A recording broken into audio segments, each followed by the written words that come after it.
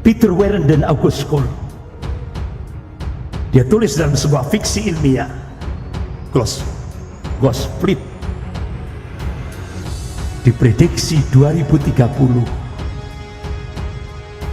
akan terjadi bencana geopolitik di Indonesia. Sudah tidak ada lagi NKRI. Tokoh-tokoh di Indonesia ada kekhawatiran kalau benar-benar ini terus berlanjut, tidak menutup kemungkinan di Indonesia akan terjadi bencana geopolitik. Apa bencana geopolitik itu? Artinya sudah tidak ada lagi NKRI. Yang ada adalah Indo-Cina. Ini yang dikhawatirkan oleh tokoh-tokoh ulama di Indonesia.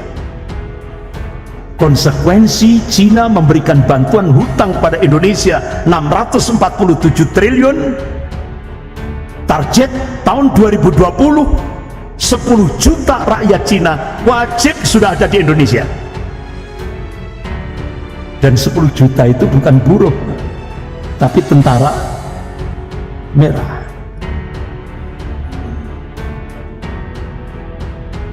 Makanya jangan kaget, di Kalimantan itu di hutan-hutan banyak tentara-tentara merah. Assalamualaikum Zainal Anbiya. Assalamualaikum. Kalau kita memisahkan agama dari negara, agama dan kehidupan berbangsa dan bernegara, itu sama saja memisahkan umat Islam dari sumber aslinya, yaitu Al-Quran dan As-Sunnah. Makanya kenapa ulama-ulama ahlu sunnah benar-benar memberi skala prioritas tentang masalah ini, yang sering saya sampaikan, yaitu Syekhul Islam Ibn Taimiyah rahimahullah dalam kitabnya As-Siyasah As-Syar'iyyah. Dan kitab itu sudah disyarah oleh Syekh Muhammad Al-Utsaimin rahimahullah. Beliau kibar ulama Saudiyah, Imam Masjidil Haram. Dan sudah diterjemahkan dalam bahasa Indonesia, judulnya Politik Islam. Bahkan Al-Imam Mawardi rahimahullah dalam kitabnya Al-Ahkamus Sultaniyah, bagaimana aturan-aturan syariat dalam mengatur hidup bernegara. Jadi tidak bisa Islam dipisah ya, dengan negara. Makanya kita lihat akhirnya Presiden Soekarno lebih mengarahkan Indonesia menjadi negara sekuler. Tapi tokoh-tokoh Islam tidak berhenti di situ, terus berjuang. Makanya ada 4 peristiwa besar dalam sejarah perjuangan umat Islam di Indonesia. Ini yang bisa kita ambil hikmah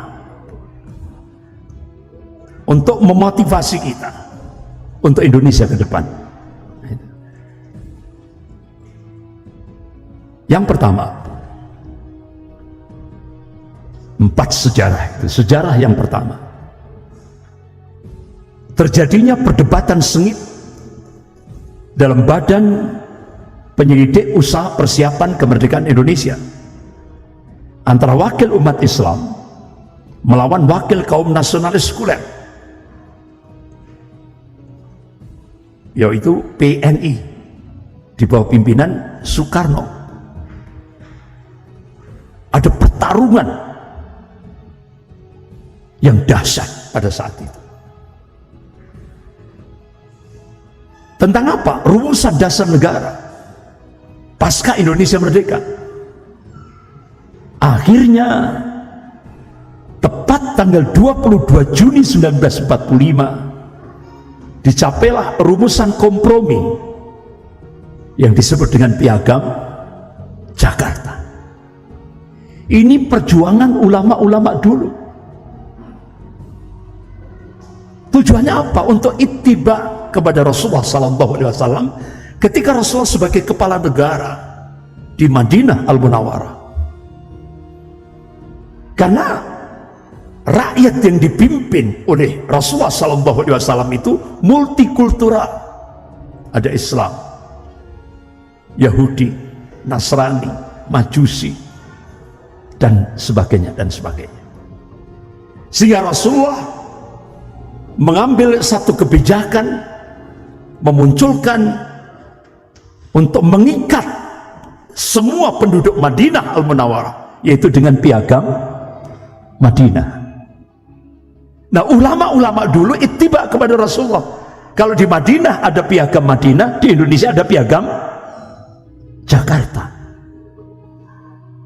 Masya Allah, perjuangan ulama-ulama dulu luar biasa. Sehingga waktu itu kan yang asli, ya, ini piagam Jakarta. Ini yang asli, bahwa sesungguhnya kemerdekaan itu ialah hak segala bangsa, dan oleh sebab itu maka penjajahan di atas dunia harus dihapuskan karena tidak sesuai dengan peri kemanusiaan dan peri keadilan. Dan perjuangan pergerakan kemerdekaan Indonesia telah sampailah kepada saat yang berbahagia dengan selamat sentosa mengantarkan rakyat Indonesia ke depan pintu gerbang negara Indonesia yang merdeka, bersatu, berdaulat, adil dan makmur. Atas berkat rahmat Allah yang Maha Kuasa dan dengan didorongkan oleh keinginan luhur supaya berkehidupan kebangsaan yang bebas, maka rakyat Indonesia menyatakan dengan ini kemerdekaannya. Kemudian daripada itu, untuk membentuk satu pemerintah negara Indonesia merdeka yang melindungi segala bangsa Indonesia dan seluruh tumpah darah Indonesia, dan untuk memajukan kesejahteraan umum, mencerdaskan kehidupan bangsa, dan ikut melaksanakan ketertiban dunia yang berdasarkan kemerdekaan, perdamaian abadi dan keadilan sosial, maka disusunlah kemerdekaan kebangsaan Indonesia itu dalam satu susunan negara Republik Indonesia yang berkedaulatan rakyat dengan berdasarkan kepada ketuhanan, dengan menjalankan syariat Islam bagi pemeluk-pemeluknya. Jadi landasan kehidupan berbangsa dan bernegara di dalam piagam Jakarta itu adalah ketuhanan, yaitu tauhid, dengan kewajiban menjalankan syariat Islam bagi pemeluk-pemeluknya menurut dasar kemanusiaan yang adil dan beradab, persatuan Indonesia dan kerakyatan yang dipimpin oleh hikmat kebijaksanaan dan permusyawaratan perwakilan, serta dengan mewujudkan satu keadilan sosial bagi seluruh rakyat Indonesia. Ini piagam Jakarta yang asli. Jakarta 22 Juni 1945 ditandatangani oleh panitia 9, yaitu Soekarno, Haji Ahmad Subarjo, kemudian Haji Abdul Kahar Mudzakkir dari Muhammadiyah, Alex Andres Maramis dari Kristiani, Abi Kusno Cokro Suyoso, Haji Muhammad Hatta wakil presiden waktu itu, Haji Abdul Wahid Hasim dari Nahdlatul Ulama, Haji Agus Salim dari Serikat Islam, dan Haji Muhammad Yamin, panitia 9,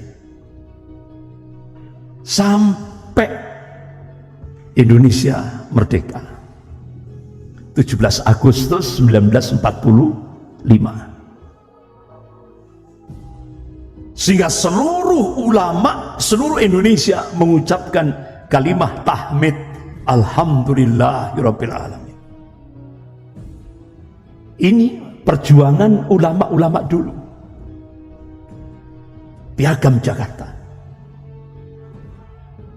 Tapi apa yang terjadi pasca Indonesia merdeka, malam hari, berarti tanggal 18 Agustus, malam hari setelah Indonesia merdeka,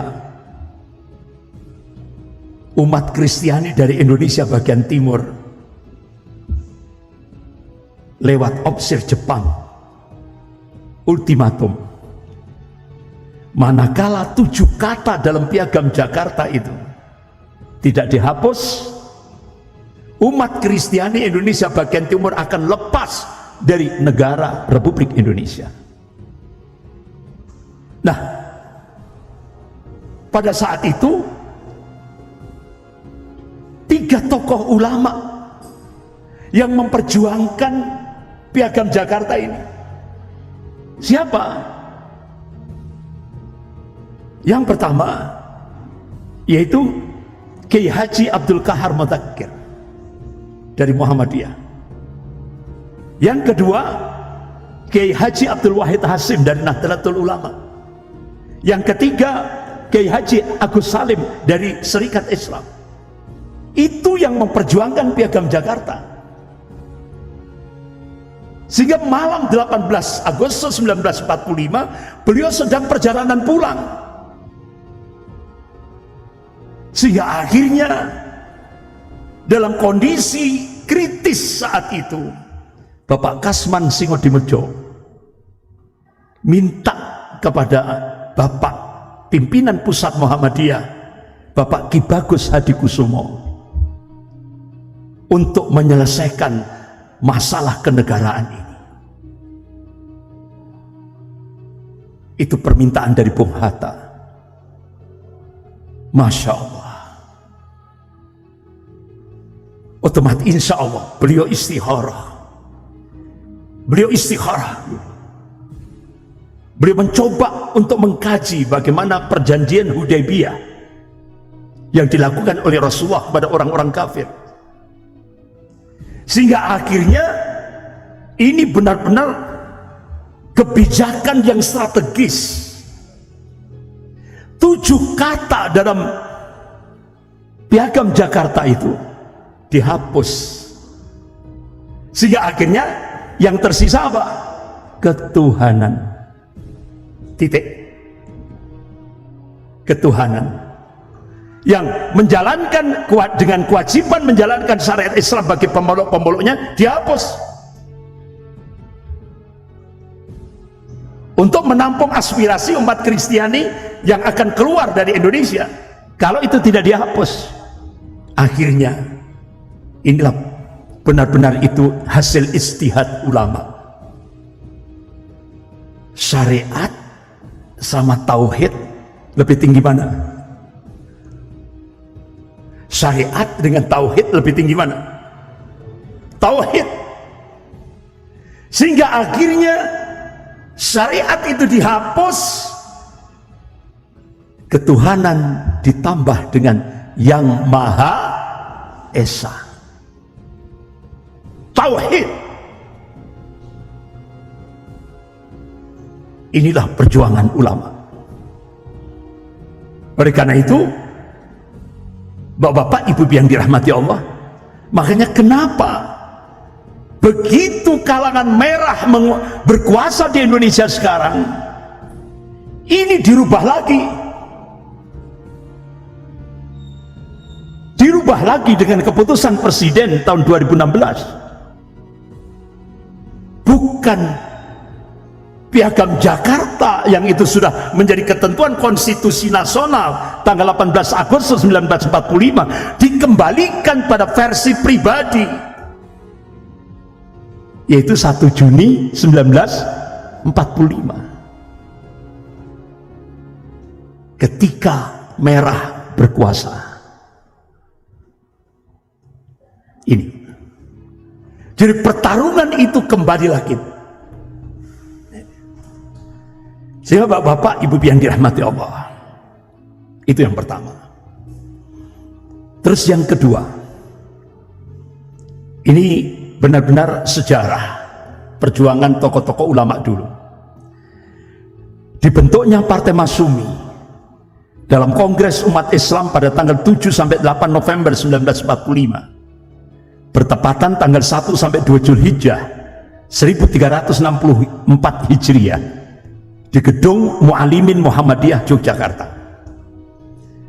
Dari menurut anggaran dasar tahun 1945 Masumi bertujuan menegakkan kedaulatan Republik Indonesia dan ad-dinul Islam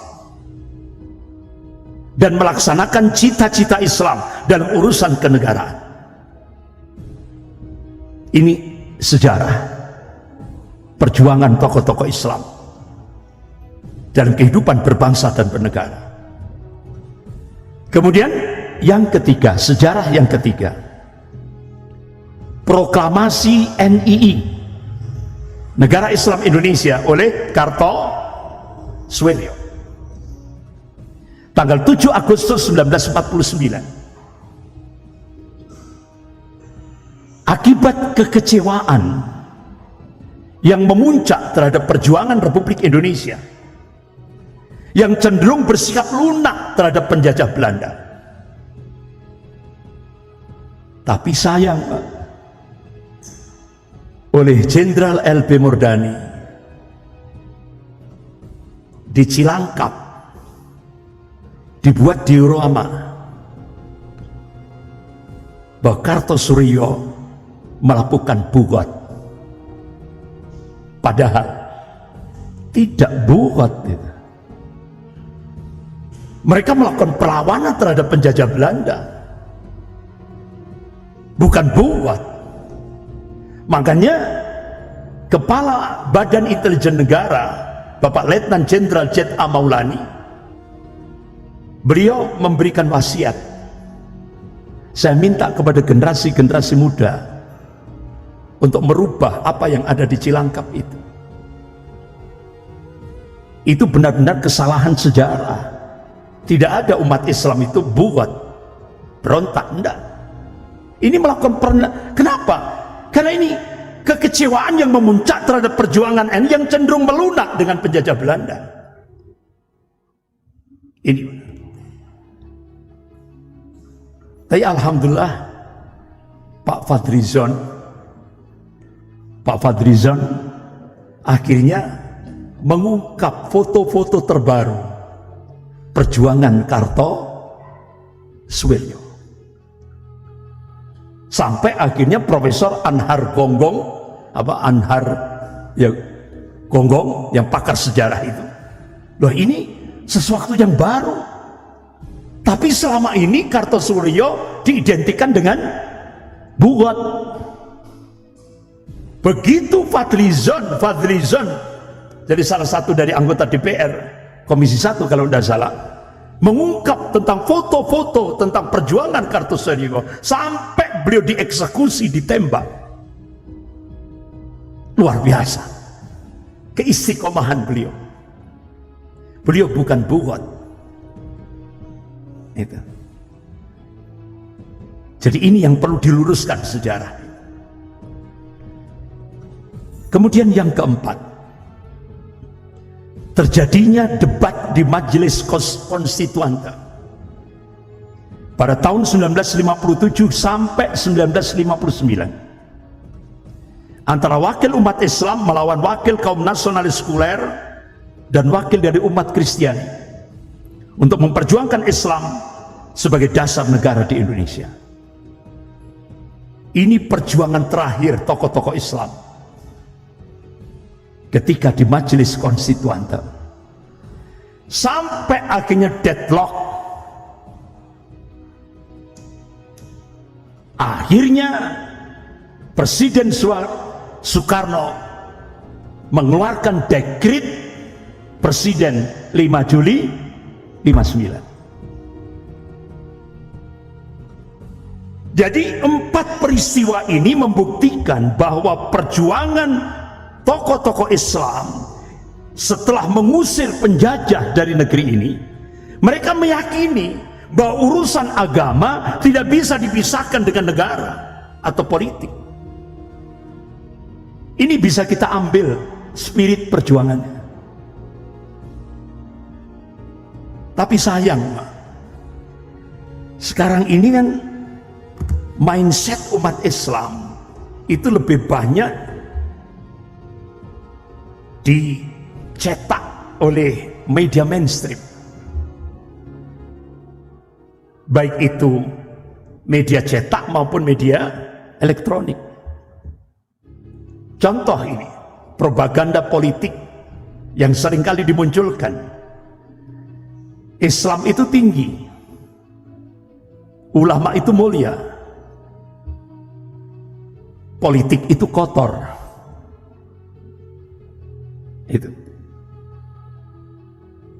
Oleh karena itu, jangan bawa Islam dan ulama ke area politik. Tujuannya apa? Supaya umat Islam tidak masuk wilayah politik. Sehingga akhirnya yang masuk wilayah politik itu politisi-politisi bangsat itu.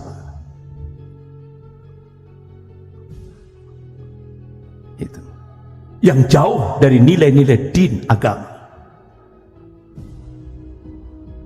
Dan itu sudah jadi mindset umat Islam. Oleh karena itu, Bapak-bapak, Ibu yang dirahmati Allah, ayo munculkan sebuah narasi baru. Islam itu tinggi, ulama itu mulia, dan politik itu penting untuk mengatur negara dan bangsa ini. Makanya kenapa Rasulullah SAW dan Khulafaur Rasyidin radhiyallahu anhum telah memberikan contoh konkret bagaimana mengatur sebuah negara, sebuah pemerintahan. Dan ini akhirnya menjadi uswatun hasanah yang telah dicontohkan oleh Rasulullah dan Khulafaur Rasyidin radhiyallahu anhum. Jadi ini harus, narasi ini yang harus kita rubah. Sehingga sampai sekarang mungkin bapak-bapak sampai ke desa-desa. Kalau sudah ustadznya ngomong politik itu alergi betul. Pasti nggak akan diundang lagi oleh takmirnya. Jadi benar-benar itu sudah benar-benar umat Islam ini dijauhkan dari situ.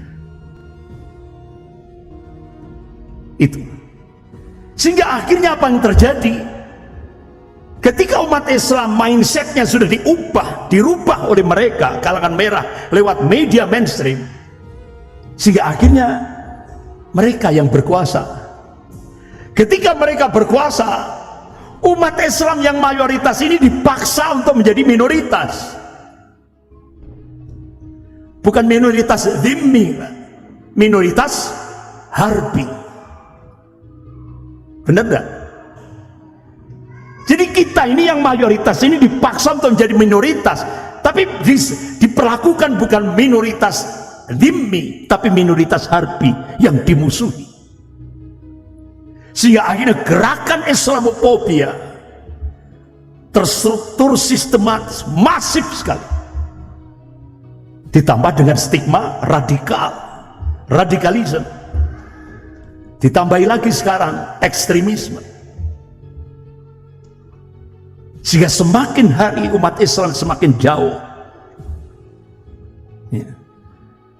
dari kehidupan berbangsa dan bernegara. Hanya mereka yang menguasai. Bapak-bapak, Ibu yang dirahmati Allah, kembali kepada sejarah. Akhirnya ketika perjuangan tokoh-tokoh Islam deadlock di Majelis Konstituante, akhirnya Presiden Soekarno mengeluarkan dekret Presiden 5 Juli 59. Ini dekret 5 Juli 59 yang asli. Bapak-bapak, Ibu yang dirahmati Allah, artinya apa? Dekret 5 Juli 59 ini menjiwai Piagam Jakarta. Artinya apa? Dekret Presiden 5 Juli 59. Jadi ketika Presiden Soekarno mengeluarkan dekret Presiden untuk kembali ke Undang-Undang Dasar 1945, seperti yang termaktub dalam keputusan Presiden nomor 150 tahun 1959 dan diperkuat dengan lembaran negara nomor 75 tahun 59 yang dengan resmi dan legal telah memperlakukan kembali Piagam Jakarta 2 22 Juni 1945. Nah, ini berarti pencoretan 7 kata dalam Piagam Jakarta 18 Agustus 1945 telah dianulir oleh Presiden Soekarno. Jadi Piagam Jakarta 22 Juni 1945 sampai hari ini telah dan masih eksis dan sah secara hukum, mengikat umat Islam seluruh Indonesia. Dan keputusan Presiden ini sah berlaku dan tidak dapat dibatalkan, melainkan bertanya dulu kepada rakyat atau lewat proses referendum. Nah, kira-kira pernahkah ada proses referendum di Indonesia? Belum pernah. Berarti ini masih jadi pijakan. Oleh karena 2 tokoh ulama di Indonesia, yang pertama Bapak Muhammad Natsir Allahyarham, yang kedua Buya Hamka Allahyarham, beliau memberikan wasiat jangan takut tatbiqus syariah, menegakkan syariat Islam. Jangan takut, karena landasannya Dekrit 5 Juli 59 ini. Tapi ini kan banyak generasi muda yang tidak tahu. Banyak yang tidak tahu. Ini ada. Ini sampai sekarang kan belum ada referendum. Belum ada.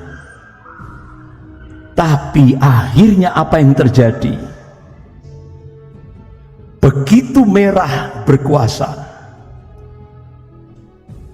ini dihabisi. Jadi Dekrit 5 Juli 59 ini diputar kembali dengan keputusan Presiden. Bukan lagi Dekrit 5 Juli 59 sebagai pijakan, tapi diulang kembali versi pribadi Soekarno. Sampai akhirnya ketika parlemen hampir dikuasai oleh 200 lebih kader-kader komunis, sementara politisi Islam cuma 179, ya otomatis mereka yang menang. 200 lebih kader-kader komunis yang duduk di DPR RI, sehingga akhirnya dilegalkan, disahkan RUU HIP. Sehingga dari RUU HIP itu Pancasila tidak lagi sebagai sumber segala sumber hukum dalam kehidupan berbangsa dan bernegara, tapi hanya sekelas undang-undang. Tapi yang dijadikan sebagai sumber hukum dan segala sumber hukum adalah Presiden. Berarti tidak ada bedanya dengan ana rabbukumul a'la. Sampai muncullah disahkannya undang-undang Omnibus Law. Makanya saya katakan Indonesia menuju sakaratul maut. Sehingga akhirnya apa yang terjadi? Dirusak dasar negara, dirusak semuanya. Ini. Jadi bapak-bapak, ibu-ibu yang dirahmati Allah, inilah realitas Indonesia kekinian. Apalagi Indonesia berubah kiblat ke Cina.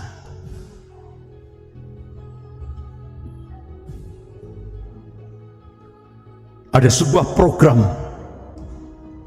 global yang dilakukan oleh Cina terhadap berbagai negeri, yaitu One Belt, One Road. Ini alat penjajahan Cina terhadap berbagai negara, termasuk Indonesia. Jadi proyek One Belt, One Road Cina diyakini banyak kalangan dapat memberikan kerugian bagi Indonesia. One Belt One Road dianggap menjadi visi geoekonomis Cina paling ambisius dengan melibatkan 65 negara dan melingkupi 70% populasi dunia. Inilah yang disebut dengan perang asimetris yang sedang digerakkan oleh Cina. Jadi perang asimetris ini perang nir militer. Kalau bahasa akademiknya nir militer, non militer. Tapi daya hancurnya lebih dahsyat. Jadi sasaran perang asimetris yang dilakukan oleh Cina kepada Indonesia ini, yaitu mereka membelokkan sistem sebuah negara sesuai arah kepentingan kolonialisme. Yang kedua, melemahkan ideologi serta mengubah mindset rakyat Indonesia. Yang ketiga, menghancurkan food security dan energy security, ketahanan pangan dan ketahanan energi sebuah bangsa. Selanjutnya, Indonesia benar-benar dibuat untuk bergantung dengan Cina. Target terhadap negara lain dalam hal food and energy security, Indonesia dibuat bergantung kepada Cina. Inilah sasaran perang asimetris, perang nir militer.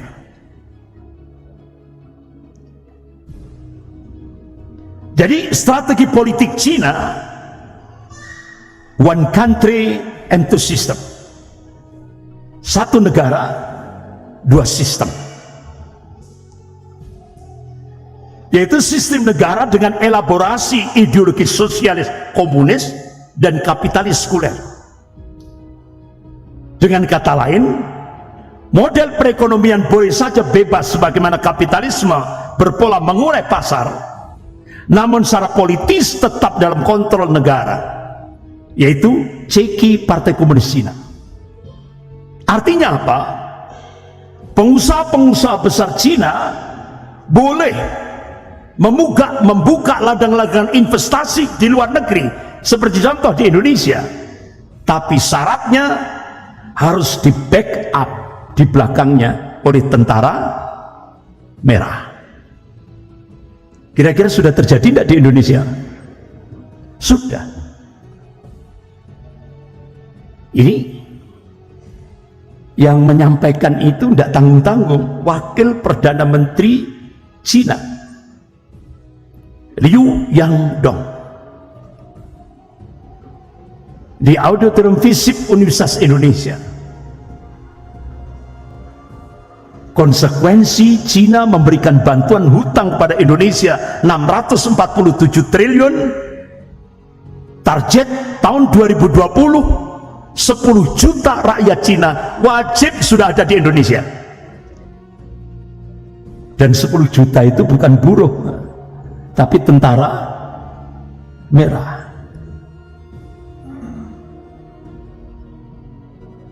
Makanya jangan kaget, di Kalimantan itu di hutan-hutan banyak tentara-tentara merah. Nah kita kaget Pak, kita kaget. Tempeh Lumajang, Tempeh ada lautan pasir kan, kita baru tahu ternyata ada pasukan tentara merah di sana. Tapi wa makarallah wallahu khairul makirin. Begitu Allah ledakkan semburan Semeru, pasukan Cina ini langsung dievakuasi. Kita baru tahu ternyata di sana ada pasukan tentara merah di Tempeh, dan itu dipersiapkan. Kalau itu benar-benar terjadi di remote saja, itu pergerakan dari Tempeh langsung Malang, Surabaya, Jember, belum lagi di tempat-tempat yang lain. Itu jadi luar biasa. Bapak-bapak, ibu yang dirahmati Allah,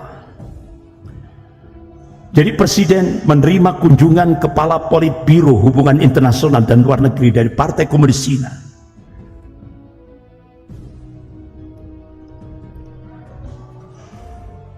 Bahkan banyak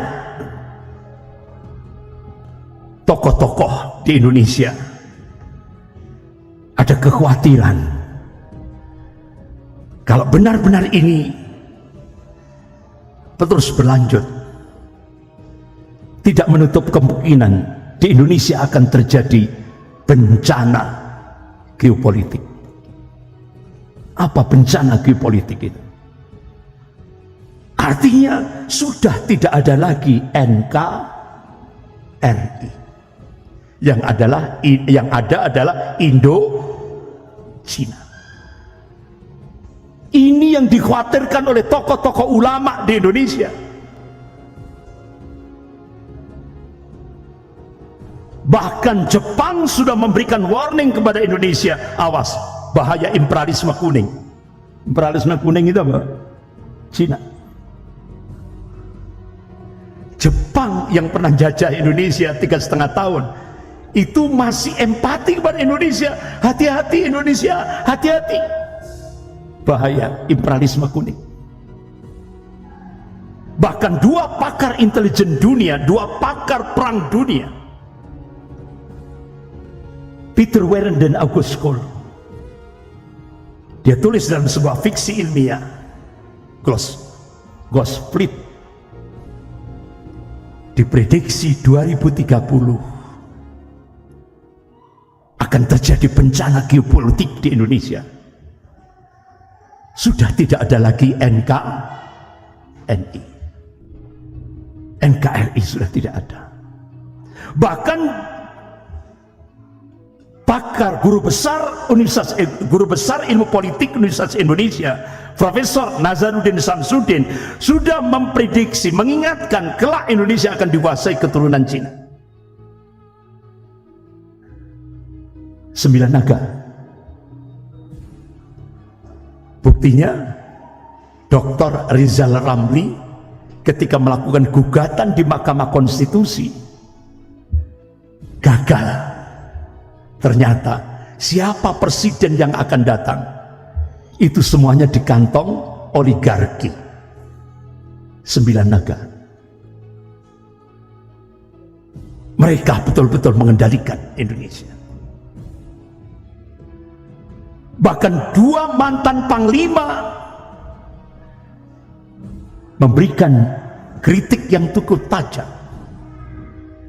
Bisa jadi tidak 2030,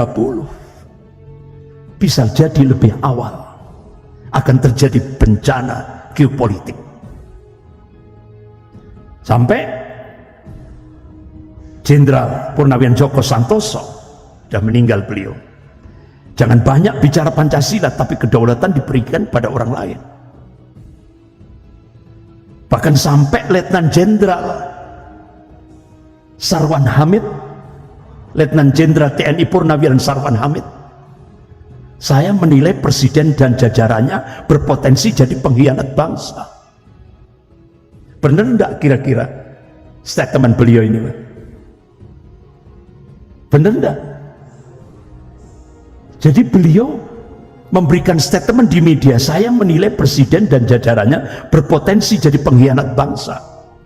Semakin banyak pengkhianat-pengkhianat negara di Indonesia ini. Bahkan Profesor Jeffrey Winters, ini pakar di politik di Amerika, Indonesia sudah dikuasai para maling. Kenapa negara lain maju? Karena ada yang mereka takuti. Sedangkan Indonesia, Tuhan pun tidak ditakuti. Padahal disumpah pakai Al-Quran. Ini kata Profesor Salim Said, guru besar ilmu politik dan militer. Makanya coba kita lihat ini. Jadi ini ketika ada gerakan, makanya ada ungkapan. Jadi pitung itu merampok orang kaya untuk dibagikan pada orang miskin. Kalau sekarang Menteri Sosial merampok orang miskin, dananya orang miskin, bansosnya orang miskin, untuk dibagikan kepada orang-orang kaya. Ini. Jadi sampai keluar kebijakan dana wakaf, ini mereka sudah siap-siap, sudah siap-siap nunggu wakaf tunai, sudah siap-siap untuk garong lagi. Apalagi ini PSI, Partai Sosialis Indonesia, itu kan salah satu 9 naga pembiayaan terbesar aguan. Makanya dia proklamasi partai anti agama, yang ketuanya Grace Natali, langsung vulgar, kami partai anti agama. Luar biasa, Pak. Salah satu dari 9 naga pensupport terbesar.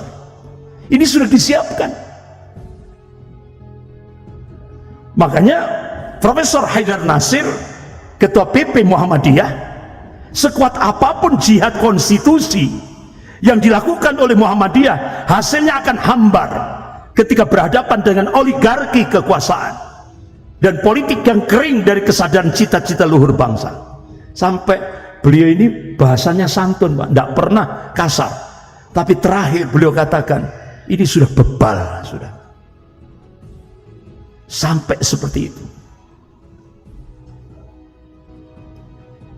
Darurat konstitusi artinya apa? Ketua MK mengeluh pemerintah tidak mematuhi 24 putusan MK. Bahkan pakar pidana di Indonesia, yaitu Profesor Dr. Andi Hamzah, ini pakar hukum KUHAP.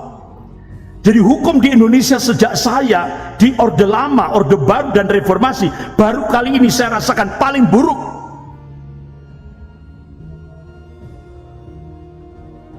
Jadi benar-benar ini luar biasa.